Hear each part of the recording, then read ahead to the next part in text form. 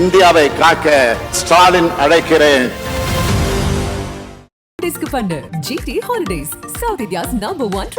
ஈரோடு மக்களவை தொகுதியில் திமுக வேட்பாளராக இளைஞரணியின் மாநில துணை செயலாளரான ஈரோடு KE பிரகாஷ் நிறுத்தப்பட்டிருக்கிறார். சீனியர்கள் பல பேர் இருந்தாலும் ஈரோடு வேட்பாளராக நிறுத்தப்பட்டிருப்பதால் கொங்கு மண்டல திமுகவுடைய அடுத்த தலைமுறையின் நம்பிக்கை நட்சத்திரமாய் ஜொலிக்க தொடங்கியிருக்கிறார் ஈரோடு பிரகாஷ். யார் இந்த பிரகாஷ்? இந்த கேள்விக்கு விரிவாக பதில் காண்பதற்கு முன் ரத்தின சுருக்கமாய் திமுகவின் தலைவரும் முதலமைச்சருமான ஸ்டாலின் மார்ச் 31 ஈரோட்டில் நடந்த தேர்தல் பரப்புரை பிரம்மாண்ட பொதுக்கூட்டத்தில் ஈரோடு பிரகாஷ் பற்றி கூறியதை கேட்போம். தம்பி பிரகாஷ் அவர்கள் சின்ன வயசிலிருந்த திமுகவில் இணைந்து மக்களுக்காக பணியாற்றுபவர். அவருடைய தந்தை 1977 முதல் கிளை செயலாளராக பணியாற்றியவர். அப்பாவை மாதிரிய பையனும் அரசியல் ஆர்வம் கொண்டவர். என்னோட தலைமையிலேயே ஈரோடு திமுக இளைஞரணியின் அமைப்பாளராக பணியாற்றியவர் இவர். இப்போது மாநில துணை செயலாளராக தம்பி உதயநிதிக்கு துணையாக நிற்கிறார்.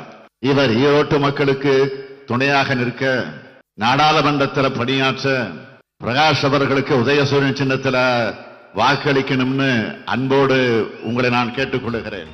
ஸ்டாலின் இளைஞரணி செயலாளராக இருந்தபோது ஈரோடு மாவட்ட இளைஞரணி அமைப்பாளர், உதயநிதி இளைஞரணி செயலாளராக இருக்கிற நிலையில் மாநில இளைஞரணி துணை செயலாளர், இப்போது ஈரோடு நாடாளுமன்ற வேட்பாளர் என்று உயர்ந்திருக்கும் பிரகாஷின் பின்னணி என்ன என்பதை விரிவாக பார்க்கலாம். ஈரோடு மாவட்டம் மொடக்குறிச்சி தொகுதிக்குட்பட்ட சிவகிரி அருகே காகம் கிராமத்தில் காணியம்பாளையம் திமுகவின் கிளை செயலாளராக 45 ஆண்டுகள் பணியாற்றியவர் ஈஸ்வரமூர்த்தி.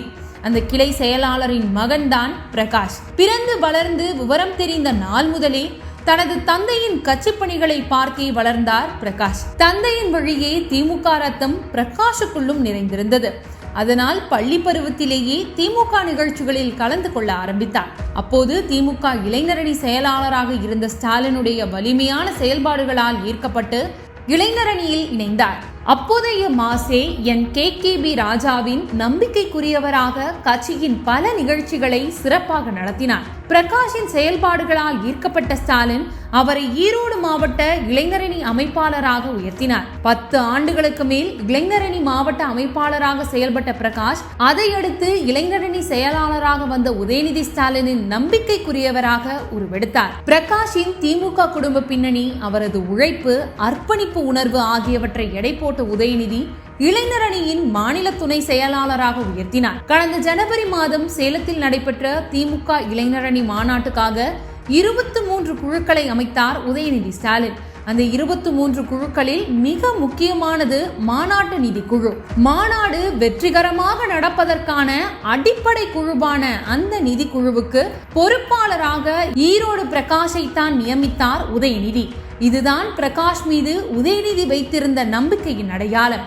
இப்போது அதே நம்பிக்கையோடு ஈரோடு நாடாளுமன்ற திமுக வேட்பாளராகவும் அறிவிக்கப்பட்டிருக்கிறார் பிரகாஷ். கட்சி தலைவரும் முதல்வருமான ஸ்டாலின், இளைஞரணி செயலாளரும் அமைச்சருமான உதயநிதி ஆகியோரின் முழு நம்பிக்கையை பெற்ற பிரகாஷ் ஈரோடு மாவட்டம் முழுதும் நல்ல அறிமுகம் பெற்றவர். கடந்த 15 ஆண்டுகளில் அவர் உதவி செய்யாத கிராமங்களே இல்லை என்ற அளவுக்கு அனைத்து தரப்பினருக்கும் கோயிலுக்கான திருவிழா உதவிகள், தனிப்பட்ட முறையிலான கல்வி உதவி, திருமண விழாக்களுக்கு உதவி என்று பல உதவிகளை செய்திருக்கிறார். அந்த அன்பும் நன்றியும் தான் இன்று ஈரோடு பிரகாஷ் நாடாளுமன்ற தேர்தலுக்காக பிரச்சாரத்துக்கு செல்லும் போது ஒவ்வொரு கிராமத்திலும் வெளிப்படுகிறது. இதுவே பிரகாஷுக்கு பிரகாசமான வெற்றியை உறுதிப்படுத்தி இருக்கிறது. மின்னம்பலம்.com தமிழின் முதல் மொபைல் பத்திரிகை.